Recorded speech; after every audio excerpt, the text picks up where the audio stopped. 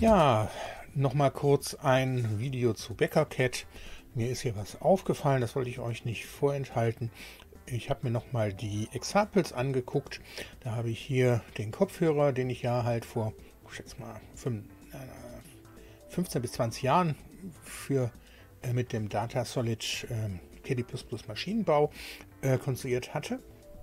Und da fällt mir auf, da habe ich diese Kabel hier, die habe ich da konstruiert. Ich weiß noch, da habe ich sogenannte 3D-Polygone für benutzt, an denen ich dann ein Objekt verschoben habe. Diese Funktion, die gibt es auch hier.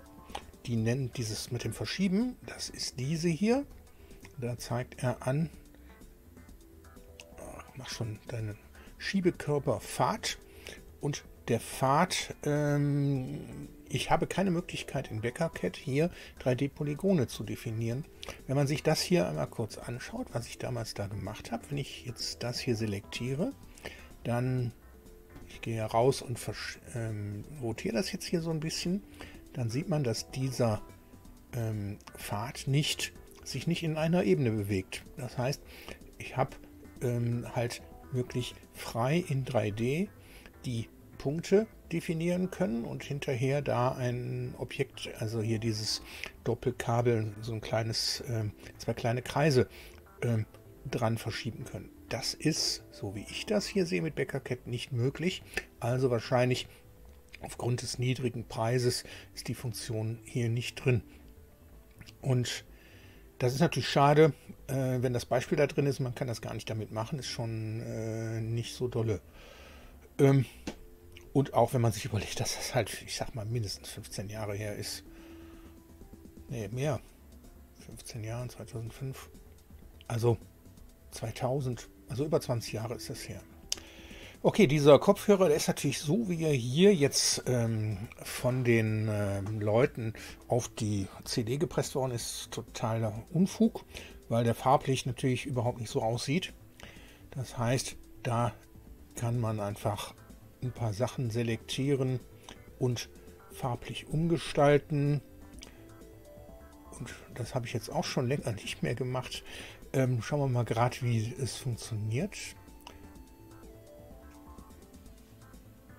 Ich habe doch vorhin diese Farbpalette gehabt. Das war was anderes. Aber das geht über Objektdarstellung. Da haben wir es. Und dann kann man hier die Farbe definieren. Und das ist ein Schwarz, aber eben nicht ganz schwarz. Alles, machen wir das mal so. Schwarz auf 54%. Okay. Übernehmen. Okay, dann deselektieren wir alles und dann sieht man, jo, so sieht das schon ein bisschen besser aus. Und das mache ich jetzt hier auf der anderen Seite auch. Selektieren wir das auch mal gerade. Und dann auch bearbeiten, Objektdarstellung, die Farbe nicht grün, sondern weiß. Und dann hatte ich hier 54.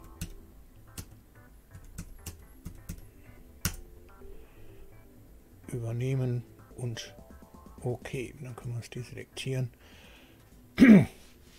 Jetzt muss man eigentlich den ganzen Kopfhörer hier bearbeiten, weil natürlich ist das hier innen dieser Schaum, der halt sich an die Ohren anschmiegt, der war natürlich auch eher schwarz. Der Bügel war schwarz, die Kabel waren schwarz. Ich weiß nicht, warum die hier das so verhunzt haben. Warum machst du das denn jetzt nicht?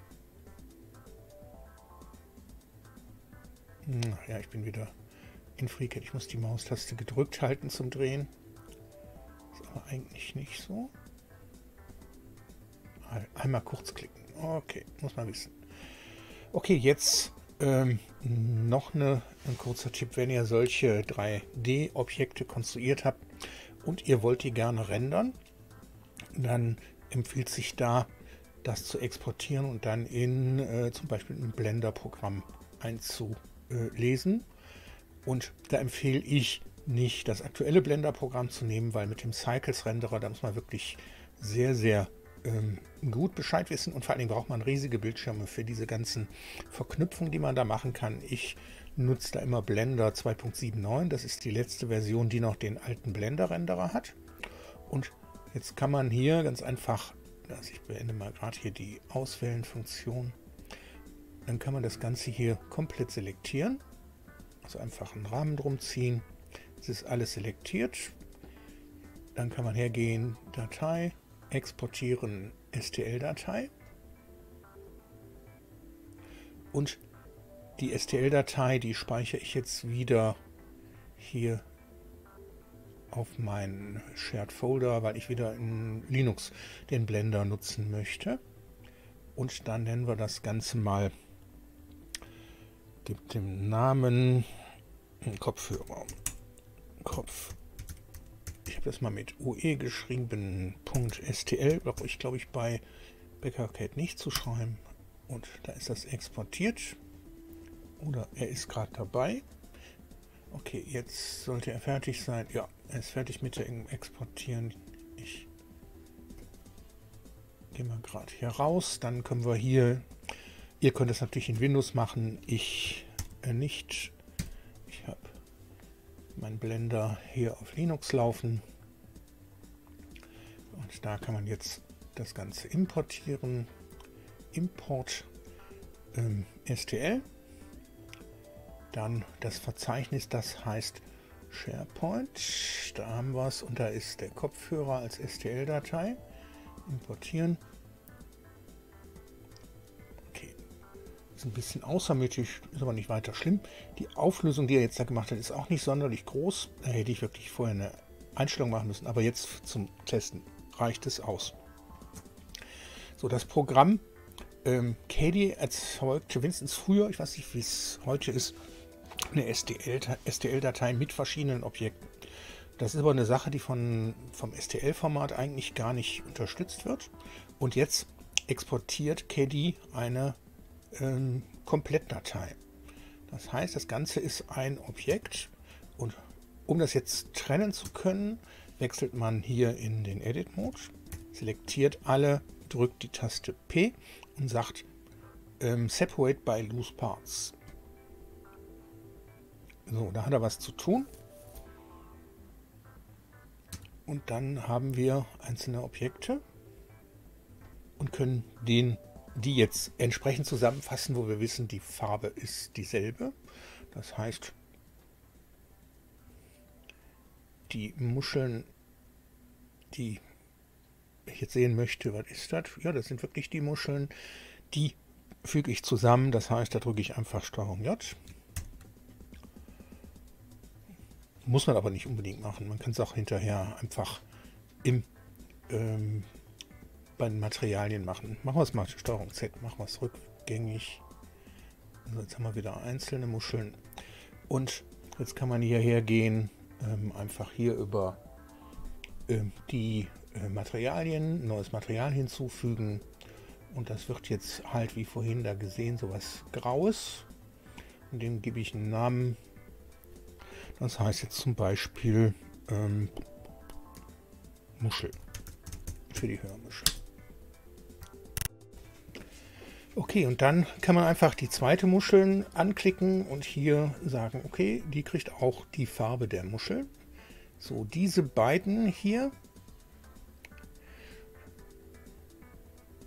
gab es doch, das ist der Ring, ja genau, das ist der Ring, dem gebe ich ein Material, das ist schön weiß und das kriegt noch, wenn es mal mit Raytracing gemacht wird, das spiegelt.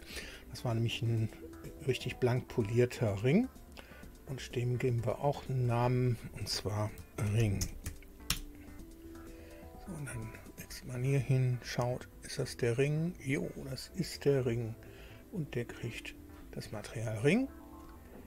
So, diese Seitenflächen hier, die waren so silberfarben, aber mit einer sowas wie gebürstet. Das heißt, die werden so auch ein bisschen grau. Ich glaube, die hatten sogar ein bisschen bisschen ins gelbliche, goldene. Ich habe den Kopfhörer nicht mehr. Damals habe ich ihn halt gehabt. Und dann fügt man dort eine Textur hinzu. Da nehmen wir jetzt, muss ich gerade mal schauen, was passt denn da? Oh, neu bestimmt nicht. Die Stukies könnten passen, ja. Und die wähle ich aber nicht als, erstmal wähle ich hier das aus Generated und als Kugel. Hier, die sollen ja viele Punkte haben, also da können wir ruhig mal 300, 300, 300 wählen. Und die soll nicht die Farbe ändern, sondern den normalen Vektor.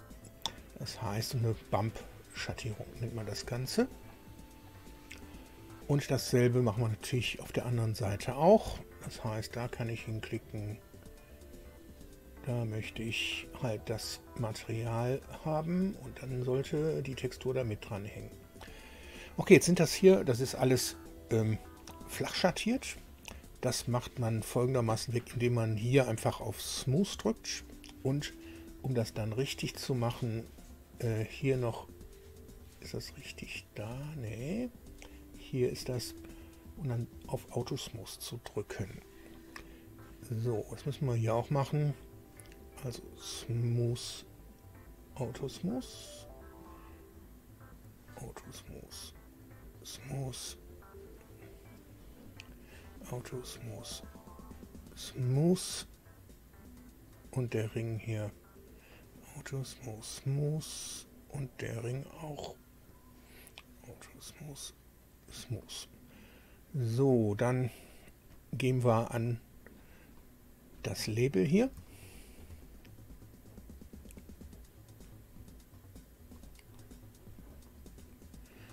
Es ist schwer, das da richtig hinzubekommen. Gucken.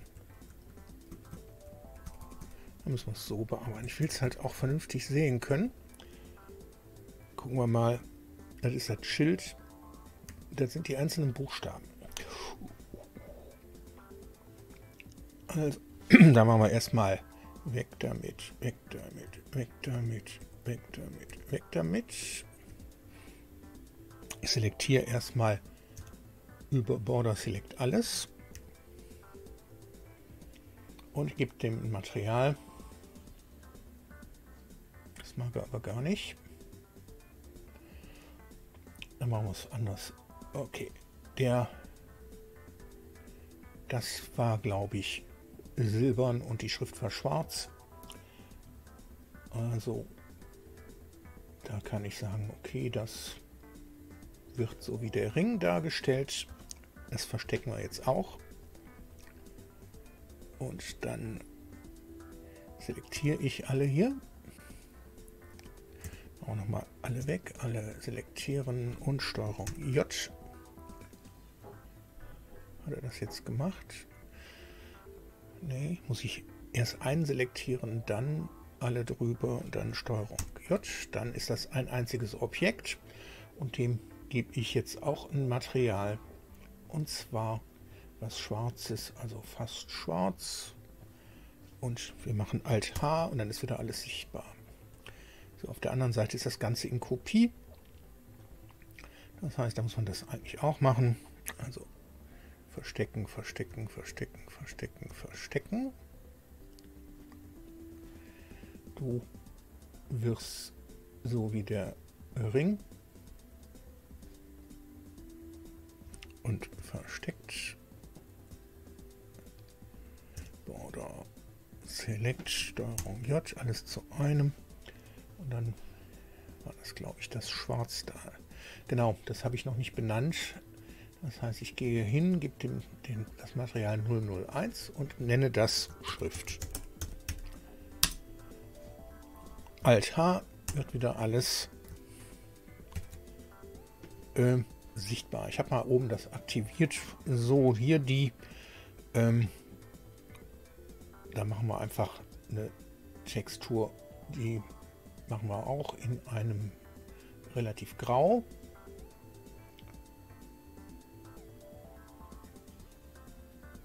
Und die ist aber nicht sehr spiegelnd.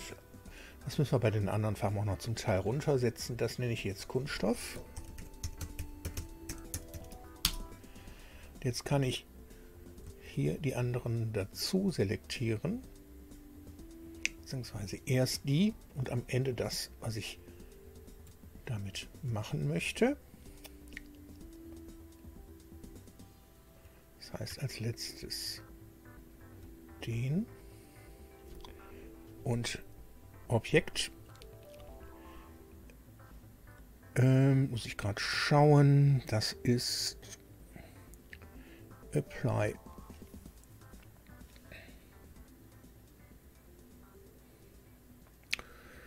Make Links ist das. Make Links und zwar Materials und dann habe ich die alle kopiert.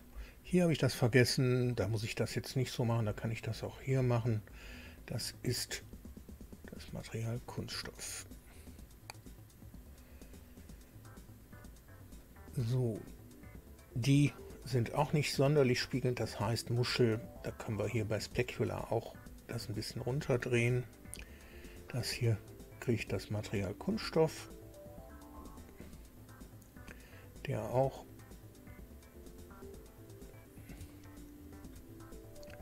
So, dann haben wir da vorne den, da verstecken wir erstmal den Draht. Schauen uns das mal an.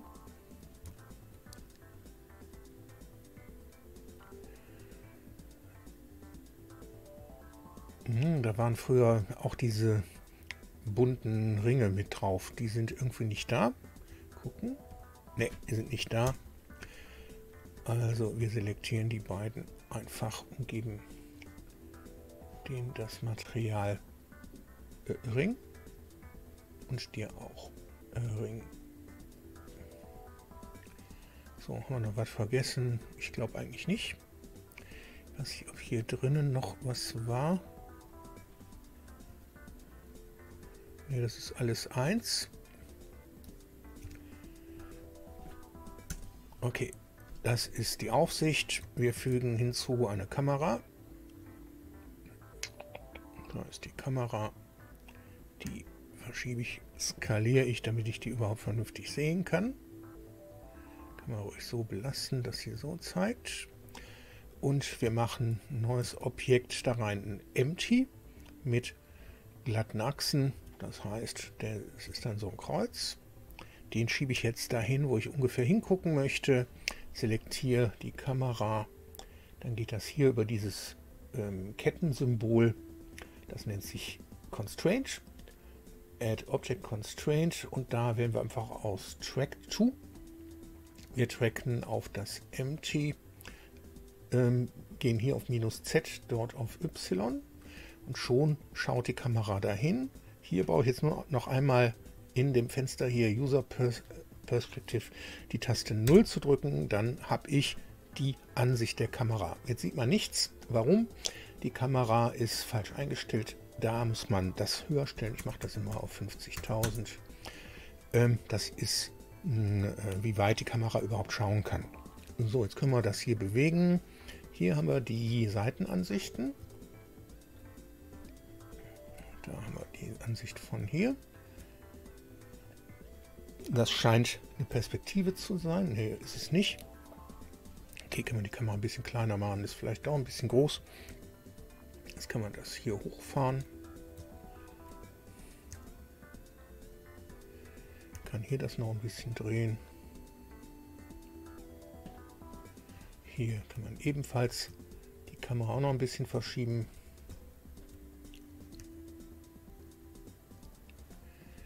So, drunter machen wir jetzt eine Fläche, Mesh Plane.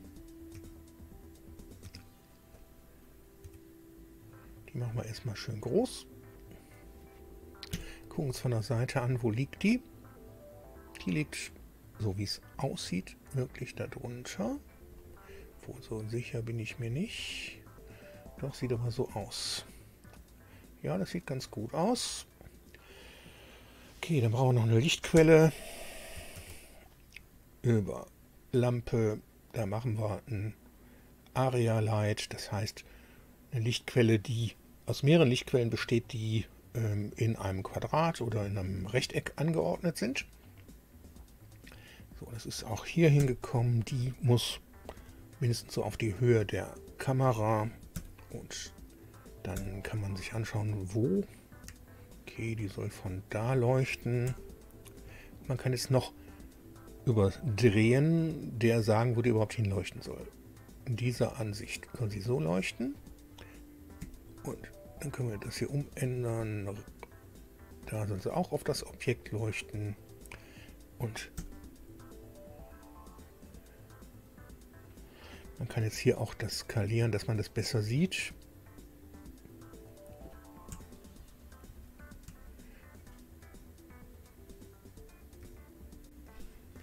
So, hier kann man einstellen, was ist das? Das ist ein Square und die ist sehr klein. Das heißt, da mache ich jetzt mal 20 rein. Das ist vielleicht ein bisschen zu groß. 5. Dann sieht man die. Das ist die Form der Lampe und die strahlt in dieser Richtung. Und dann kann man sagen, dass die bitte einen Schatten berechnen soll oder erzeugen soll. Und hier kann man die Energie der Lampe eintragen. Es kann sein, dass sie zu hell ist. Und dann haben wir noch hier die Samples. Das steht auf 1. Das kann man hochsetzen. Dann braucht er länger. Wird aber wesentlich schöner. Aber jetzt machen wir erstmal den ersten Test. Kommt da was bei raus? Ich erzeuge ein Bild 1920 x 1080, aber nur 25% davon. Damit es eben schnell geht. Und schau da, sieht schon gar nicht mal so schlecht aus. Jetzt kann man der Fläche hier natürlich auch noch ein Material geben. Ist das die Fläche? Ja, ist die Fläche. Da sagen wir auch neues Material. Das wird jetzt, kann ruhig so bleiben und das wird ein Spiegel und mit 0,2 Prozent oder 0,2, also 20% Spiegelung. Schauen wir uns das an. Da sieht man unten, oh, da spiegelt das. Das ist eine schöne Tischplatte. Und die kann jetzt auch noch eine Textur bekommen. Das heißt New, und das machen wir dann auch. Da nehmen wir die Clouds und das wird auch hier auf Generated gestellt. Das kann flach, kann da stehen bleiben. Faktor 50, 50, 50 und auch nicht die Farbe, sondern nur der normalen Vektor, und den machen wir mal auf 0,1. F11 war falsch, F12 muss ich drücken. Ja, viel zu grob und zu stark. Also gehen wir hierher grob, das heißt, die müssen höher werden. 1000, 1000, 1000,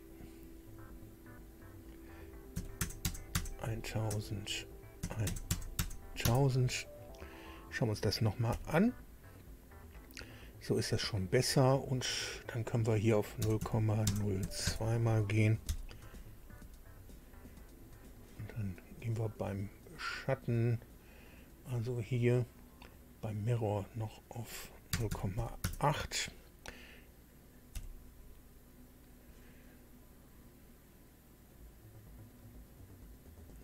Ja, es hat schon was. Und dann können wir jetzt, wenn einem das so gefällt, dann wird einfach hier auf 100% gestellt und F12 gedrückt, und dann wird das Ganze berechnet. Da sieht man hier, das ist so eine schöne raue Oberfläche, und da diese etwas spiegelnde Oberfläche, ja, muss man vielleicht doch anders machen. Wenn wir da wirklich eine Spiegelung drin haben wollen, macht es vielleicht gar keinen Sinn, das da so grob, so rau zu machen. Das heißt, bei der Textur gehe ich weg von Normal und stelle ein auf Color. Und ich schaue mal gerade nach, was habe ich denn für ein Material dafür genommen, für diesen Tisch. Das ist komplett weiß, fast. Da machen wir jetzt einen blauen Tisch. Und dann gehen wir hier hin und setzen die Farbe fest. Die wird so ein bisschen ins Violette. Und einmal F12 drücken.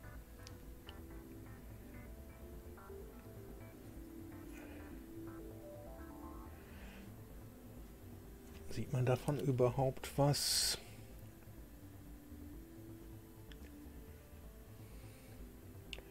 Dann gehen wir hier mal wieder auf 200, 200, 200.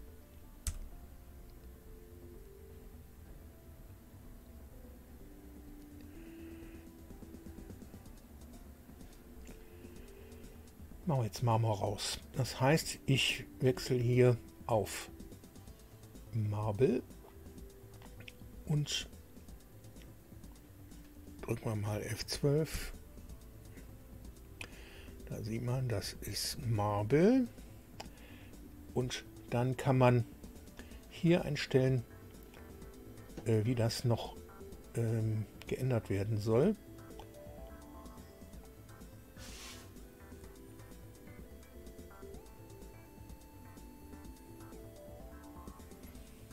So ist das eigentlich schon in Ordnung.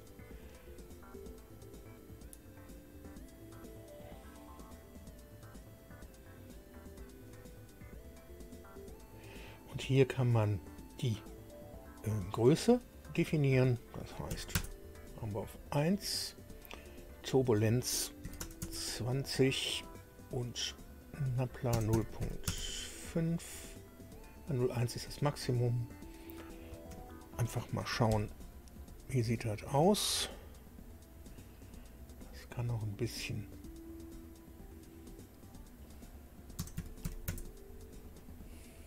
Ich glaube, so ist schöner. Und jetzt ist das ja viel zu fein. Das heißt, das macht man wieder hier über diesen Faktor hier. Das muss jetzt hier kleiner werden. Da machen wir ruhig mal 40, 40, 40.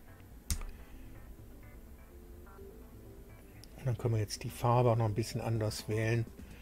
Also wir haben ja den blauen Tisch und das wird jetzt mal so richtig rot. Gucken.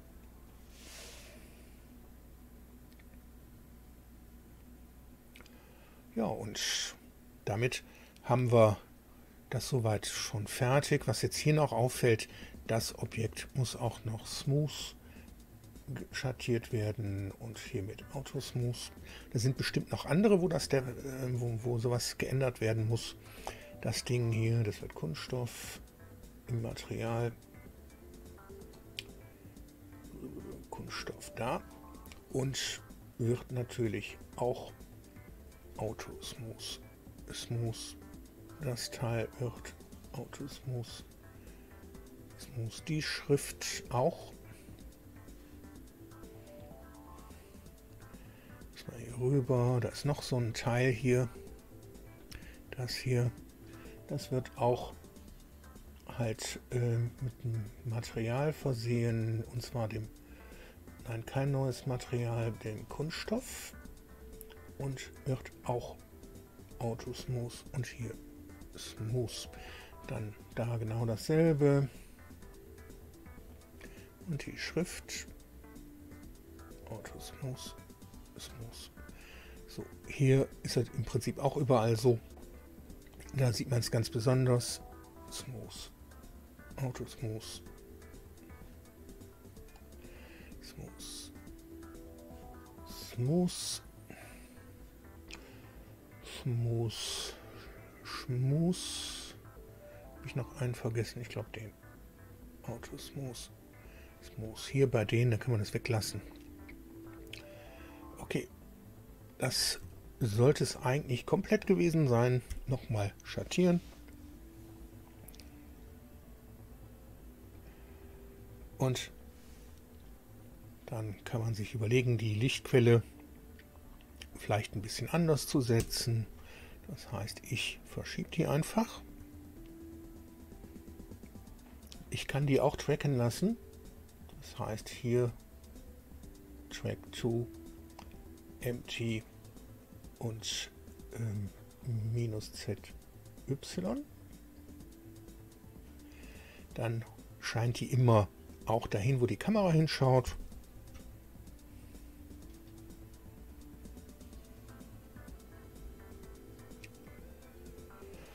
Dann können wir bei der Lichtquelle noch Änderungen vornehmen, und zwar die Samples hier. Da steht 1, da machen wir jetzt eine 5 raus. Das heißt, dass er mit mehreren Lichtquellen arbeitet und dann werden die Schatten und so weiter halt,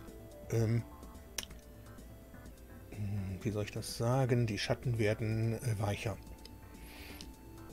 Wir haben jetzt hier bei dieser Stärke der Reflexion eigentlich so gut wie kein Schatten sichtbar. Deshalb ändern wir das gerade nochmal ab. Hier auf diese Funktion, da steht ja beim Mirror die 0,8. Da machen wir wieder die 0,3 mal rein. Deutlich weniger. Dann sieht man immer noch ein bisschen Schatten, ein bisschen Reflexion, aber man kriegt auch hier den Schatten zu sehen, und da sieht man, dass er so weich ist, wie er in Wirklichkeit auch ist. Okay, das ist jetzt hier Auflösung halt 1920 x 1080. Will man sowas drucken, dann stellt man das einfach hier höher und wartet halt seine Stunden, bis man so ein Bild erzeugt bekommt. Gut, ich hoffe, das hat euch weitergeholfen. Wenn ihr mit Becker Cut was konstruiert habt und ihr wollt das hübsch machen mit Blender, geht sowas recht einfach. Wobei ich muss sagen, Blender ist ein bisschen heftig von der Bedienung, also da muss man schon ein bisschen sich reinknien, aber wenn man da ein bisschen, ich sag mal, mit rumprobiert, auch noch weitere Tutorials guckt, denke ich, da sollte jeder mit klarkommen. Okay, dann war's das. Ich wünsche dann alles Gute. Wenn euch solche Videos gefallen, dann lasst bitte ein Abo da und klickt gegebenenfalls auf die Glocke, wenn ihr über neue Videos informiert werden wollt. Und dann ein schönes, erfolgreiches 2021 und bis später. Tschüss.